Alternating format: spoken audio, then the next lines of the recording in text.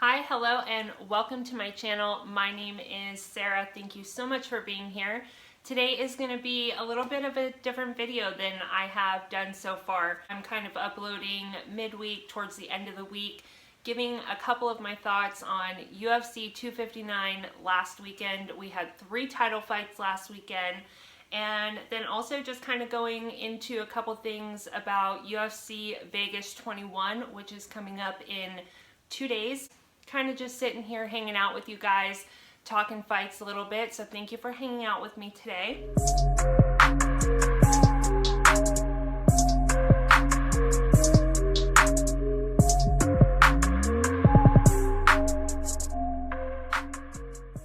I did not end up filming a fight vlog for UFC 259. That didn't work out, but there was some crazy things that happened during last weekend's card that I still wanted to touch on. The prelims really were the star of the show, I think, during UFC 259. I'm not going to go over any of them today, but the prelims were awesome. It was knockout after knockout after knockout, non-stop action. It's sometimes when the prelims start like that, by the time the main card starts, I already feel drained of all my energy because the fights have just been so exciting. So that's kind of what happened last weekend. The Amanda Nunes and Megan Anderson fight, not much to say there. Amanda is one of the absolute greatest fighters ever to exist. She made it look so easy. Sometimes the UFC will tweet out or post on Instagram videos of the fighters once they get to the apex. Megan walking into the apex for her fight, I was genuinely concerned for her. I even tweeted out, like, are you guys seeing what I'm seeing? Because she looked not well. Obviously, she was going in there to fight against one of the greatest. I've heard it referred to as the Mike Tyson effect, that Amanda kind of maybe had that effect on Megan going in. She just did not look well at all. Fast forward to the fight, it was really over pretty quickly. Amanda blew through her. She made it look easy. And then 2 days later, Megan was released from the UFC. So I'm not sure any of us kind of saw that coming. I know on Twitter there was kind of a lot of shock around her being let go from the UFC. She did say that that was the last fight on her 6-fight contract with the UFC. Obviously, it did not go well. She looked pretty bad, so in hindsight, it's kind of a little shocking that they let her go, but when you really look at what happened and how everything went down, it's not that shocking at all. I don't really know where Amanda can even go from here. She's faced the best of the best, and she's ran through all of them. I think maybe everyone's saying Valentina is the only one that they really want to see her fight again. So maybe we'll see Valentina and Amanda 3 somewhere down the line. Petr Yan and Aljamain Sterling, what a fun fight. I was really enjoying that fight. Obviously, if you're watching UFC, if you watch the card, you know that Petr, sorry, I'm saying his name wrong. I say what I read. It's Petr Yan. He threw an illegal knee that ended up ending the fight. Aljo took the belt, and he is now the current champ. That was such a great matchup. They're talking about running it back again. I would like to see it happen right away. Like, let's just get it booked. Let's run it back right away again. But it seems like Aljo maybe doesn't want to do that from what I have read. But, you know, it's a fight game. Things change really quickly. So we'll see what happens there. That was definitely an exciting fight. Lastly, of course, we had Jan Blachowicz and Israel Adesanya. I'm going to try and keep it short and sweet. I wanted Jan to win the fight.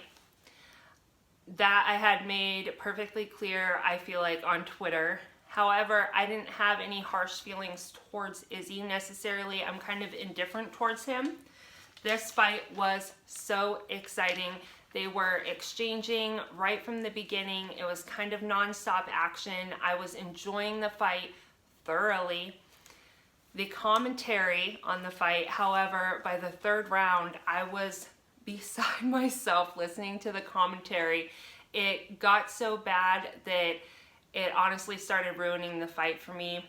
Jan was the current champion of that division when they were fighting, and I felt like the commentary team was so disrespectful towards him. I was tweeting about it, kind of getting distracted, and to be honest, it ruined the fight a little bit for me. I got way too emotional about it. I still am, because since the fight, the commentary team has shared their opinions, their thoughts on the matter, and it only made me more frustrated. So that was very off-putting, I want to say. It felt really unprofessional. The fight itself was excellent.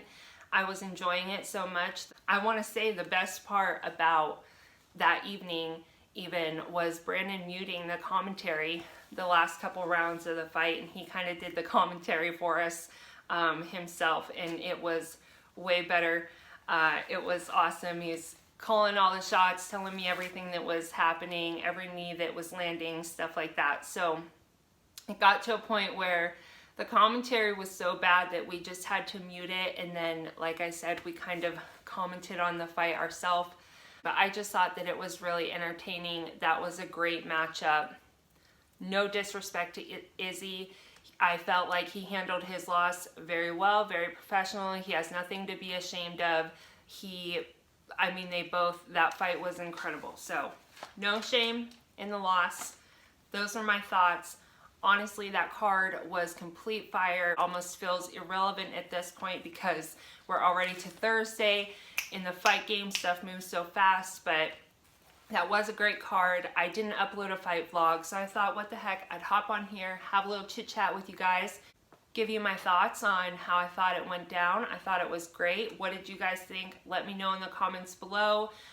What did you think, especially of the illegal knee? I also tweeted out a poll asking, should have Jan Petryan, should he have lost the belt for the knee? A lot of people said yes, the knee is illegal. The rules are in place to keep the fighters from even considering taking the risk. So I agree. However, it did kind of seem like Aljamain Sterling was going to lose that fight. So like I said, let's see it. Let's run it back. Let's see it again. Moving on, we have UFC Vegas 21 coming up on Saturday. We are still in Vegas, guys. I know when there's so many Vegas cards in a row, it's like, okay, let's get back to Fight Island. I'm ready to get back to Fight Island. Yes, the events for Fight Island are a little bit more exciting, obviously. So I think we're kind of all feeling like that, but we are still in Vegas this week.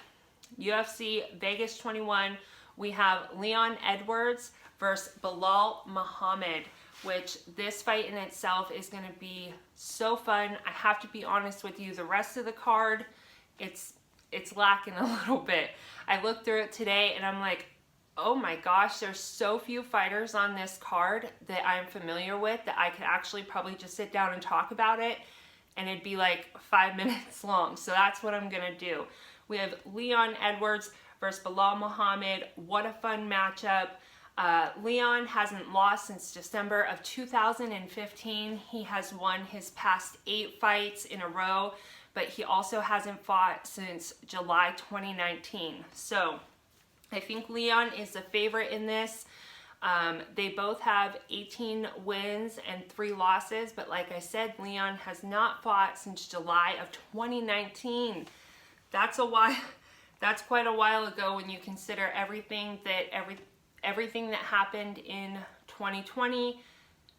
Could it have had an effect on him? Is it a good thing that he hasn't fought in that long? Is it not so good thing? Up against Belal Muhammad, who actually on Saturday, his last fight will be exactly 1 month ago. On Saturday, he fought exactly 1 month ago.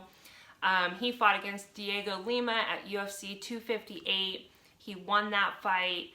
He has won his last 4 fights, 3 of them by decision and 1 by submission. So I was looking at this earlier thinking, well, which way, who am I going to go with? I'm not choosing picks. I'm so overdoing the picks. I think I made that pretty clear for now. I keep telling myself that I want to do it, but then I keep not doing it. So maybe I don't want to do it. I'm not choosing picks, but sometimes I'll be like, okay, if you had to, like, pick one right now. This is how my thought process works. Leon has not fought since July 2019. Bilal has fought 1 month ago, and he's been on fire. Who am I going to choose? I want to go with Leon. But I'm thinking I would go with Bilal. So that's it. I'm saying it right now. I'm going with Bilal. Like I said, I'm not doing official picks, but I'm saying it here. As far as the rest of the card, there's not very many fighters on this card that I'm familiar with. The Angela Hill and Ashley Yoder fight is rescheduled. It was canceled back in February. They were supposed to fight and it was canceled. Somebody in one of their camps had gotten COVID, so they called off the fight as a precaution, which is fine. So these two are about to face again this weekend. Angela is coming off of 2 losses, so this means that she really needs to win this one. Ashley Yoder has won her last 3 fights in a row. These girls have fought before back in, 2017? They fought and Angela won. Angela's really going to have to fight for this one. If she has those 2 losses, that's not a good look right now. Fighters are getting cut left and right. I don't know what is on her contract. I also know she'll be fine if she was cut as a fighter. She does commentary work and stuff like that also. I do like Angela. I would like to see her pull off this win. But Ashley Yoder's, she's been on a winning streak. So, and Angela won their first fight. So Ashley may want this a little bit more. If that makes sense. That's what my mind tells me. And that's it, really. I wrote down a couple names. Jonathan Martinez, he's somebody to watch out for, somebody who should hopefully be pretty exciting this weekend. Matthews Nicolau, somebody else who will probably have a pretty exciting fight this weekend. At least that's what the pros say. That's what they say to look out for. Also, Gavin Tucker, we got to see him fight a couple times last year, and I remember his name, remember rooting him and cheering him on. He's fighting on this card, but that's really it. It's not the most exciting card. It doesn't matter. We're still going to watch it. We'll still watch the prelims, still watch the main card, of course. What else am I going to be doing on a Saturday? I don't know if I will be filming a fight day vlog or not. We'll kind of see as the days get closer and see how I'm feeling on the day. But I definitely wanted to just give something, quick little update, give a couple of my thoughts, some fight talk, quick fight talk. As always, I would love to keep the conversation going with you guys in the comments. Please let me know in the comments down below if you are watching UFC Vegas 21, what you're most looking forward to this upcoming week. And as always, I will be tweeting live on Saturday night during the fight. So if you wanted to hang out with me then, I will be on Twitter. I'll leave my Twitter handle here. And I think that's it for now, guys. I hope that you're having a wonderful day no matter where you're at. And if I don't talk to you before, hopefully I'll talk to you on Saturday for fight day. Love you all.